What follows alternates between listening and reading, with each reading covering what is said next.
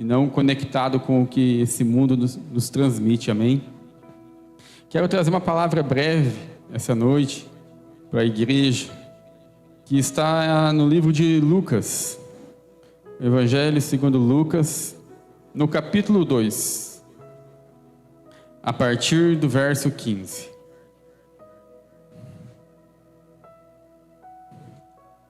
Lucas 2, 15.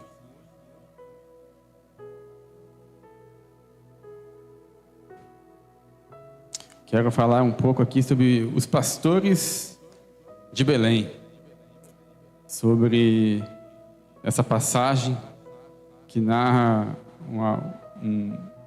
uma cena muito conhecida do nascimento de Jesus. Como nós estamos no período de Natal, né?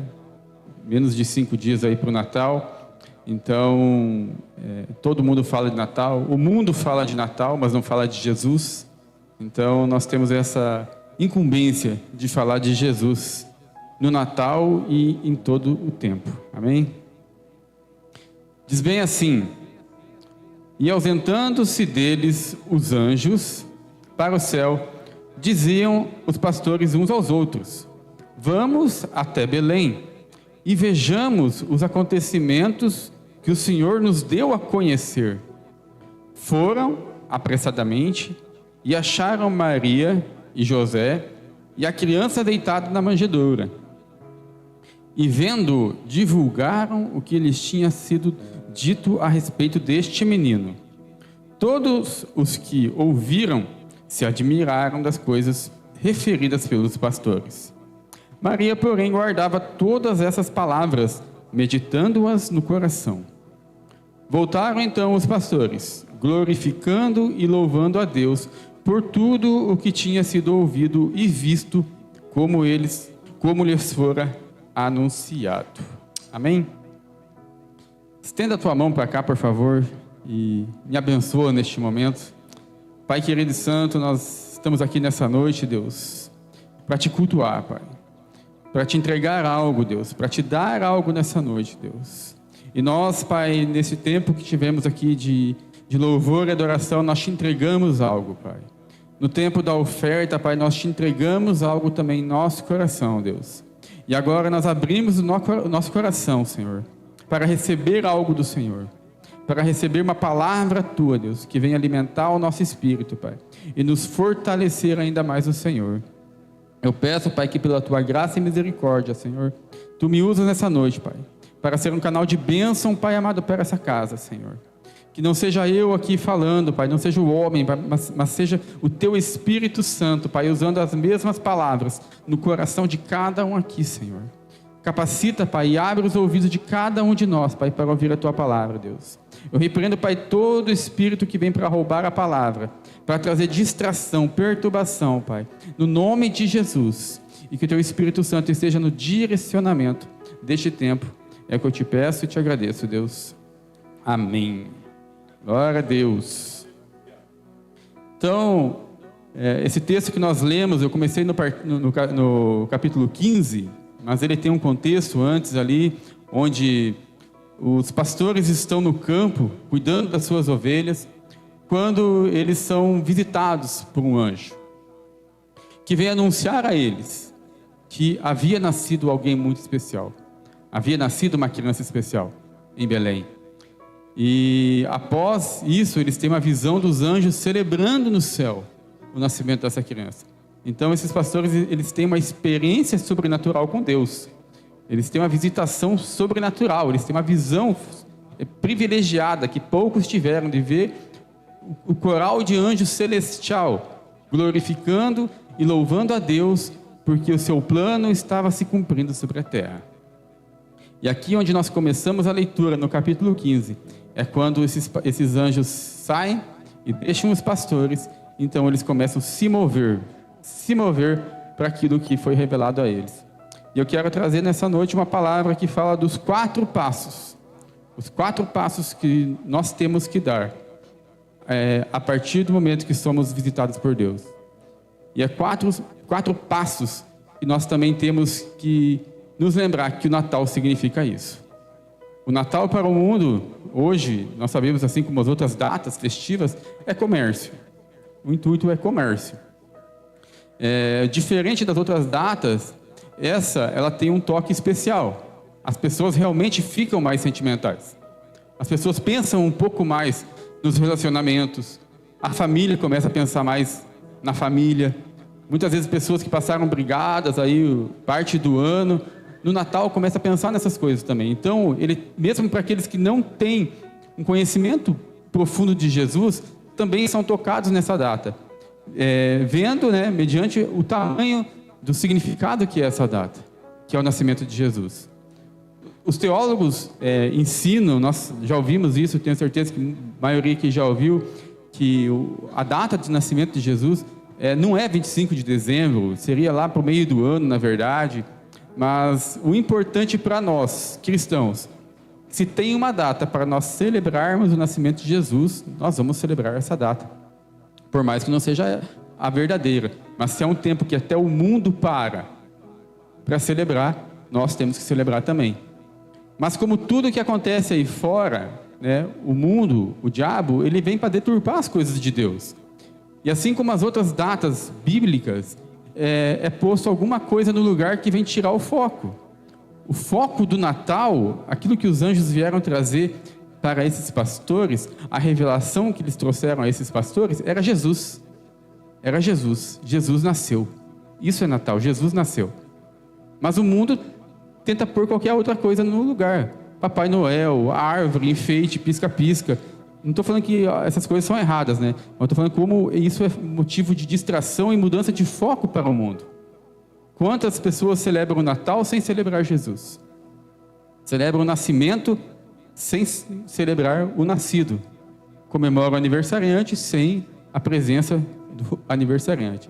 Então, eu só estou trazendo isso aqui para medida de curiosidade e de atenção para nós. Do quanto nos é importante a incumbência que nós temos de, como cristãos, celebrar um Natal verdadeiro, celebrar um Natal genuíno, um Natal de Jesus, não um Natal como o mundo mostra. A partir do momento que você entende isso, que você celebra Jesus e que você leva Jesus para os outros, independente se na tua casa tem pisca-pisca, tem árvore, tem o que for, mas o importante é que você mostre para o mundo o que é verdade. Amém? E muitas das vezes também o Natal, por ser junto com o final do ano praticamente, uma semana de diferença, também traz aquela questão de ciclo na nossa mente. Porque nós somos guiados por ciclos, dias, semanas, meses e anos, e por mais que Deus seja eterno, Ele trabalha com o homem com ciclos. A gente vê lá com Noé, depois que Noé saiu da arca, Deus deu as estações, os ciclos, tudo mais, e graças a Deus por isso, porque Deus conhece a mente humana, sabe o quanto nós nos cansamos. Por que eu perguntei aqui no começo como é que você está chegando nesse fim de ano? Se você está tinindo, está no gás, ou se você está chegando nesse fim de ano pedindo para acabar. Porque existe essa chave no final do ano. Não tem uma diferença nenhuma da última semana de dezembro para a primeira de janeiro. Ambas têm 7 dias. Não tem nenhuma diferença. Mas a mudança de ciclo que acontece na nossa mente, a gente consegue dizer assim: o ano passado passou, agora eu tenho uma nova chance para recomeçar. O que eu não consegui fazer o ano passado, eu vou começar esse ano. O trabalho que eu ia trabalhar o ano passado, não consegui, eu vou trabalhar esse ano. Aquela dieta, que todo mundo começa a dieta na última semana de dezembro, que eu não consegui fazer, em 2024 eu vou fazer em 2025. O que é isso? É a chave na nossa cabeça por causa do ciclo. E graças a Deus por isso, porque Deus trabalha com ciclos com a gente porque Ele nos conhece. Ele sabe que se nós ficássemos uma constância, a gente ia pirar.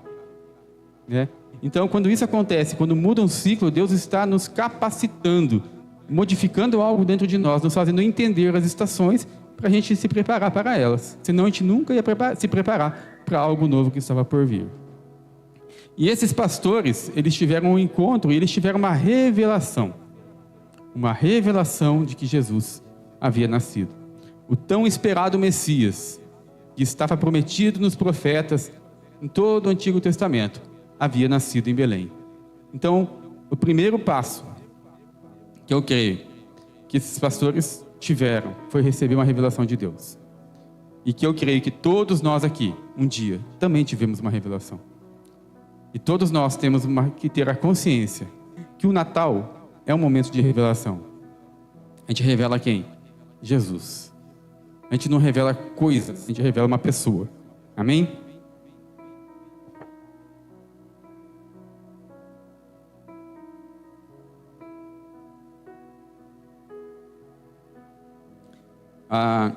No versículo 10, 8, na verdade, diz assim: havia naquela mesma região pastores que viviam nos campos e guardavam o seu rebanho durante esses dias da noite.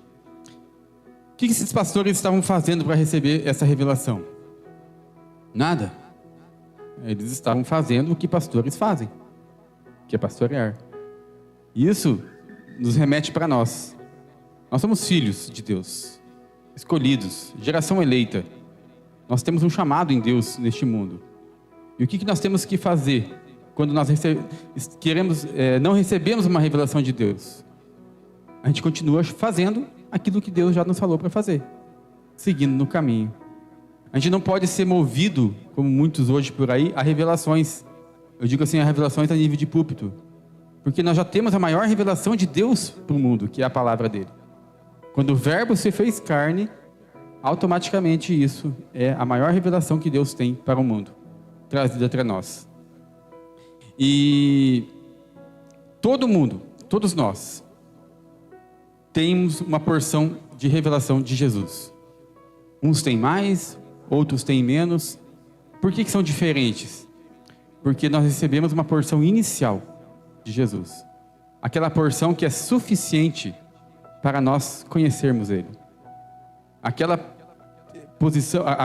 porção que é o suficiente para nós recebermos a salvação que vem de Cristo. Mas a Bíblia fala em Oséias que nós devemos conhecer e prosseguir em conhecer o Senhor. Ou seja, não pare aonde Deus já te mostrou. Existe mais para ir. Existe algo mais profundo, existe um lugar mais fundo para ir. Nós nunca devemos achar que estamos num ponto o suficiente. Quando a gente olha lá para Ezequiel, a passagem lá das águas transformadoras, do rio, onde ele está com um homem lá, das vestes brancas, com a vara de medir, e pede para ele entrar na água, ele entra e as suas águas dão no tornozelo, né? Para quem estava ali num lugar quente, deserto, lugar que é aquela região, muitas vezes ali com seus pés cansados, pisar numa água fresca, já era a melhor coisa que se podia ter no mundo. Mas daí, mais para frente, o homem manda ele atravessar de novo e a água está nos joelhos. Pronto. Não tem nada melhor do que isso. Não tem nada melhor que isso. Ele chegou num ponto que ele nunca tinha acessado antes. Mas mal sabia ele que existia mais 2 níveis e um que não tinha fim. Então, assim, para nós, muitas vezes a gente pode achar que a gente chegou no ponto melhor da minha vida com Deus. Mas aquilo ainda é o tornozelo. Eu posso estar achando que eu estou no melhor do que Deus tem para essa terra, mas ainda está no tornozelo. Ele tem muita coisa para a gente. E qual que é a diferença? Qual que é a diferença para acessar o resto? Saber que tem mais. Não se fechar. Não fechar a minha cabeça, não fechar a minha fé. A gente acessa aquilo que a gente crê. Aquilo que nós acessamos tudo na palavra de Deus pela fé. Então, até onde a nossa fé alcança, nós acessamos. E se nós bloqueamos, achamos que não precisa ir mais em determinada área, eu bloqueio a minha fé para aquilo, automaticamente eu não acesso. Então, nós temos que saber que sempre tem mais de Deus para nós. Sempre tem mais. Amém? No versículo 15 fala aqui: e ausentando-se deles os anjos para o céu, diziam os pastores uns aos outros: vamos até Belém e vejamos os acontecimentos que o Senhor nos deu a conhecer. Nos deu a conhecer. O primeiro passo foi revelação. Qual que é o segundo passo? Foram apressadamente e acharam Maria e José e a criança deitada na manjedoura. Eles primeiro receberam uma revelação. Eles se moveram, eles não ficaram parados por causa dessa revelação, eles foram atrás. Tem algo de Deus para nós. Então eles chegaram numa fase que se chama constatação. Eles constataram que aquilo que os anjos tinham dito era verdade. Eles encontraram Jesus. Com certeza que você já recebeu muitos convites no passado, quando você não conhecia Jesus. Alguém falou, vamos para uma igreja, vamos para a igreja tal, lá tem uma bênção, lá tem Jesus, tem algo para você, tem algo especial. Com certeza, como a maioria de nós, relutou várias vezes, até que um dia você resolveu ir. E quando você chegou, você constatou que realmente havia algo de especial. Você encontrou Jesus. E o meu desejo nessa noite é que todos que estejam aqui constatem a presença de Jesus neste lugar. Venham constatar que é real e que Ele nasceu e que Ele está aqui nessa noite. Então, mas para constatar, nós temos que nos mover a partir daquilo que Deus nos falou. Quando Deus nos fala algo, não é para nós ficarmos parados. Quando Deus nos dá uma direção, é para nós nos movermos. Muitas vezes alguém pode comentar, né? Poxa, mas às vezes eu vou na igreja e ouvi a mesma pregação. Às vezes eu fui no culto e ouvi a mesma palavra. Quando Deus repete a palavra é porque nós não nos movemos em relação à palavra passada. Quando nós não nos movemos em relação a uma revelação, uma palavra dada, ela continua se repetindo. Nós só acessamos novas coisas quando a gente se move em relação à passada. Então a gente só acessa uma nova estação quando a gente obedece aquilo que a gente ouviu na outra estação. Senão a gente vai ficar sempre repetindo ciclos, repetindo estações. Então a partir do momento que nós entendemos isso, nós não ficamos parados. Nós abrimos o nosso caminho, abrimos nossa mente para acessar as coisas de Deus. Amém, igreja?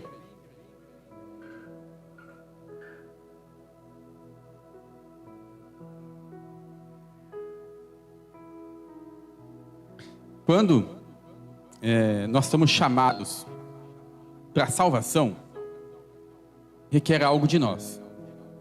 Quando nós tivemos o nosso encontro com Jesus, com a palavra, e a palavra te confrontou, você não conhecia Jesus, a palavra te confrontou e você foi desafiado com um apelo. Requer uma ação, fé e arrependimento. É isso que é requerido para a salvação. A salvação de Jesus requer fé e arrependimento. O resto Ele fez. O sacrifício Ele fez. A gente não precisa fazer sacrifício nenhum, pagar promessa, mas requer fé e arrependimento. Agora, quando nós recebemos um chamado para ministério, requer obediência e sacrifício. Se não me engano, foi Billy Graham que disse que a salvação é de graça, mas o discipulado vai te custar tudo. E aí isso é uma verdade.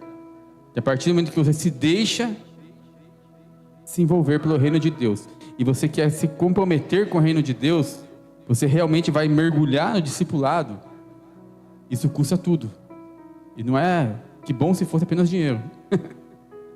Custa tudo, o nosso coração. São os sacrifícios que a gente faz no coração, os nãos que a gente precisa dizer aí fora, as coisas que a gente precisa renunciar para caminhar com Ele, para seguir firme no reino. Mas é um privilégio. É um privilégio. A Bíblia diz em Números que todos são chamados para comer o pão, mas nem todos são chamados para servir o pão. Então é um privilégio poder servir a Ele. Amém? O versículo 17. Então, a primeira chave foi a revelação e a segunda chave foi a constatação. Eles receberam uma palavra, se moveram e constataram que ela era real. O versículo 17 diz assim: e vendo-o, divulgaram o que lhes tinha sido dito a respeito deste menino. Aquilo que eles viram, que eles constataram, eles divulgaram aos outros. E a terceira fase é a anunciação.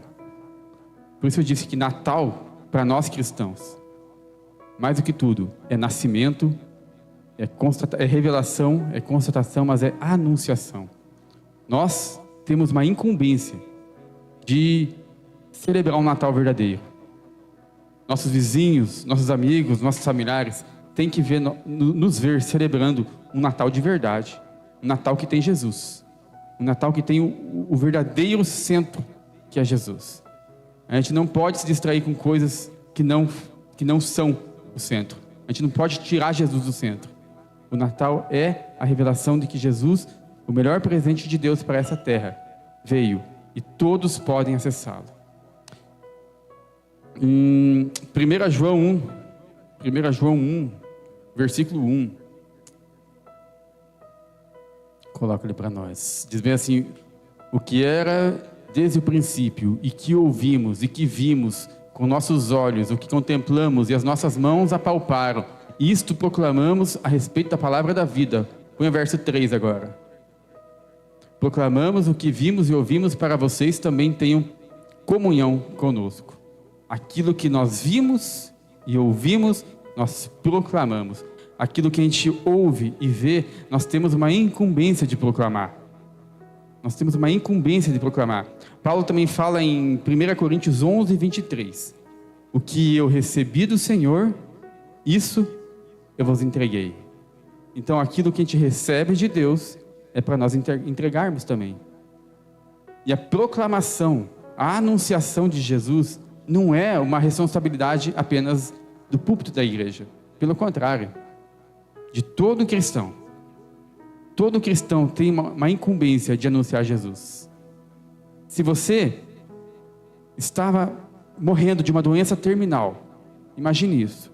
Você tinha uma doença terminal, que ela não tinha cura.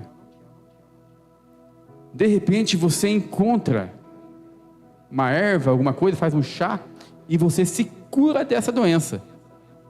Pense nisso. Você encontrou a cura dessa doença. E você sabe que o resto do mundo está morrendo pela mesma doença. Você vai se calar e guardar só para você essa cura? É a mesma situação com Jesus.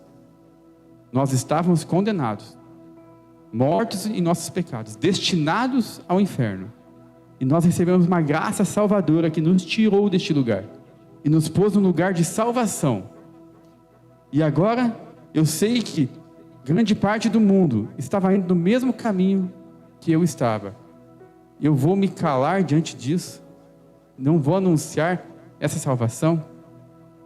Então, Tiago fala que se nós sabemos o que é certo a ser feito e não fazemos, nós estamos errados. É o pecado por omissão. É quando nós estamos diante de uma situação onde nós sabemos fazer o que é certo e nós não fazemos nada. Então, eu creio que também o Natal é um símbolo de anunciação. Anunciar Jesus. O Jesus que nasceu, morreu, ressuscitou. E hoje é o nosso Senhor, nosso Salvador. Amém?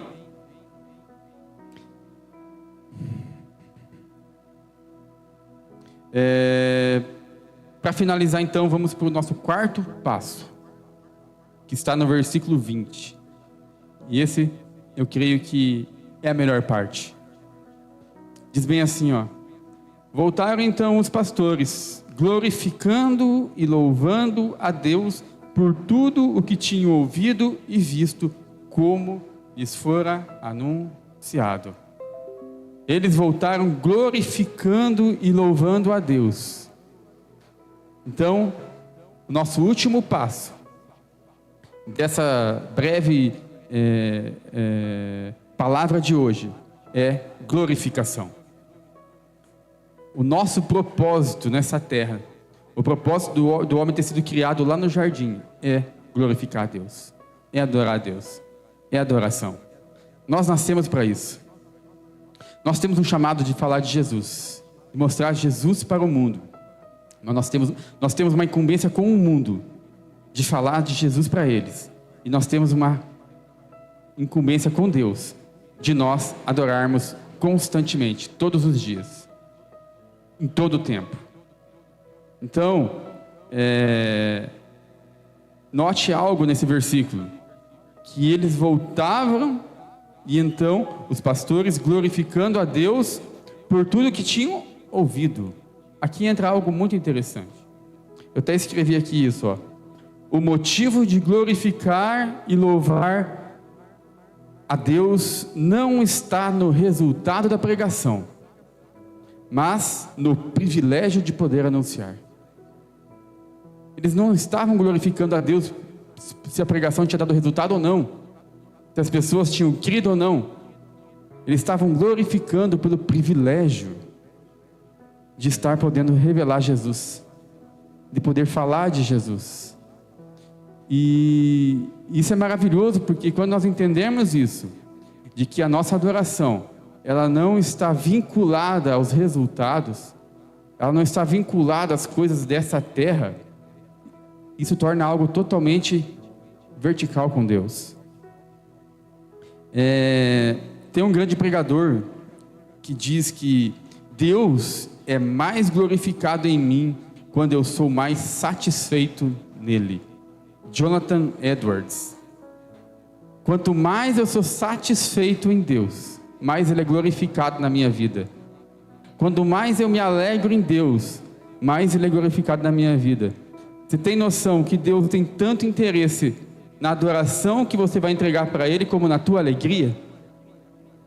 Quando Deus vem para receber a tua adoração, Ele vem para buscar ela e a tua alegria junto. Mas como que eu vou adorar se eu estou passando por muitas situações difíceis? Eu tenho passado momentos horríveis, tristeza. Realmente, não é fácil. Nós somos muitas vezes abalados neste mundo.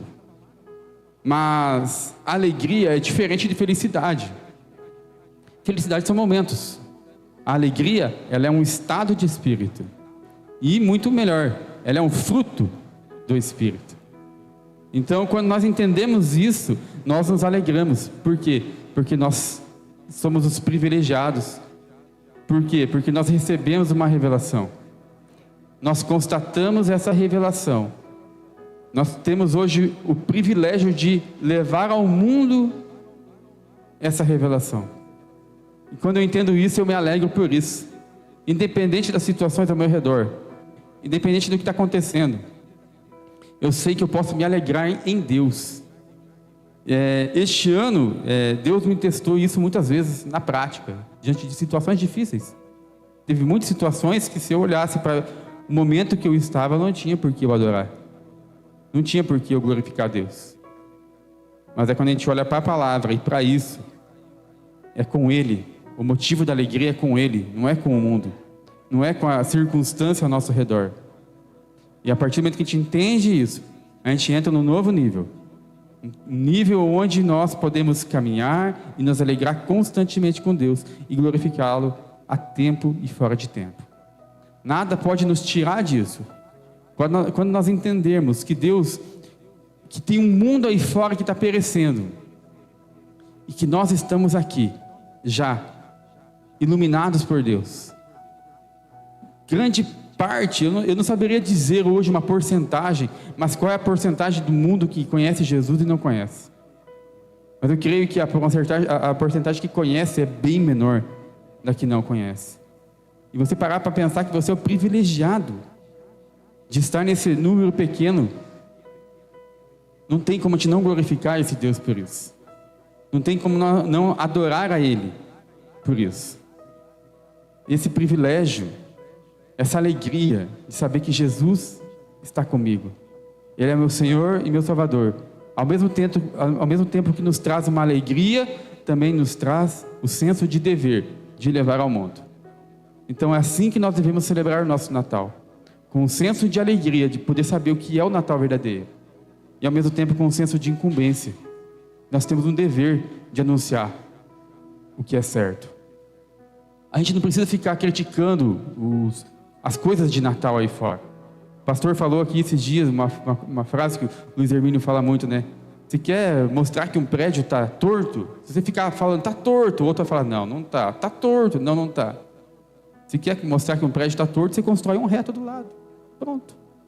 Você construiu o reto, você mostrou. Então você não precisa ficar criticando os outros por causa dos elementos do Natal deles.